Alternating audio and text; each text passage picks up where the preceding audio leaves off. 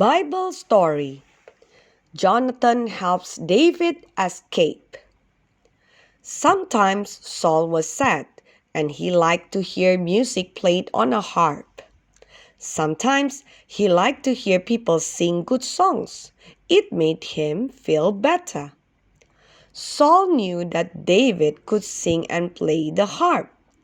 King Saul invited David to come to the palace sometimes and play and sing for him. When David was at the palace, he often saw Saul's oldest son, Jonathan. David and Jonathan became very good friends. They made a promise to each other that they would always be friends no matter what happened. Jonathan wanted to show David that he loved him as a friend.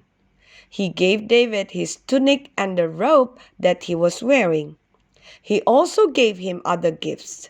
He gave David his belt and sword. He even gave him his bow and arrows. It made Jonathan happy to give gifts to his friend. Everyone seemed to like David. Everyone talked about how brave David was. The women even sang songs about brave David. Jonathan was glad that people liked David. When good things happened to David, Jonathan was happy for his friend. But Jonathan's father, King Saul, was not happy for David. Sometimes when David played his harp for Saul, Saul started thinking about all of the good things that happened to David. He started thinking that the people might like David better than their own king. Saul became very jealous. The Bible says that Saul had a jealous eye. That meant that Saul always watched David and wished for the things that David had. Saul was jealous that the people liked David. Saul was jealous that Jonathan liked David. Soon, everything that Saul saw about David made him jealous. When people get jealous, sometimes it makes them do bad things. Jealousy can make us feel angry. One day, Saul got so angry that he threw a spear at David. David was able to get out of the way just in time. David ran away. When Jonathan heard about what happened to his friend, he quickly went to talk to David. "Don't worry, David," said Jonathan. "I will talk to my father. I'm sure he will be sorry for what he did." Jonathan talked to King Saul about David. Jonathan reminded Saul that David was a good man and that he loved God very much. Saul told Jonathan he was sorry for what he had done. He said that he would not do it again. But Saul did do it again.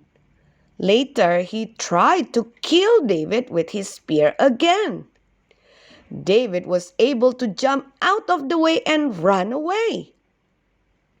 When Jonathan heard about what his father had done to David, he was very sad.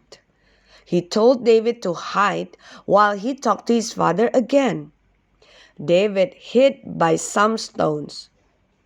"Stay hidden by the stones," said Jonathan.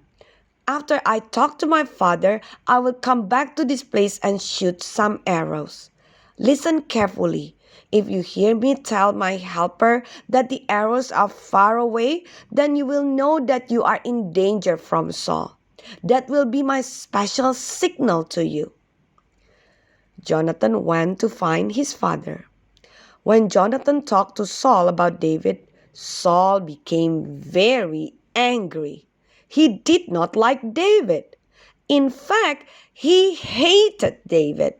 He even ordered some men to try to find David and kill him. Jonathan tried to take up for his friend. When Jonathan said that David was good, Saul became really angry. He was so angry that he even threw a spear at his own son, Jonathan. Jonathan was very sad.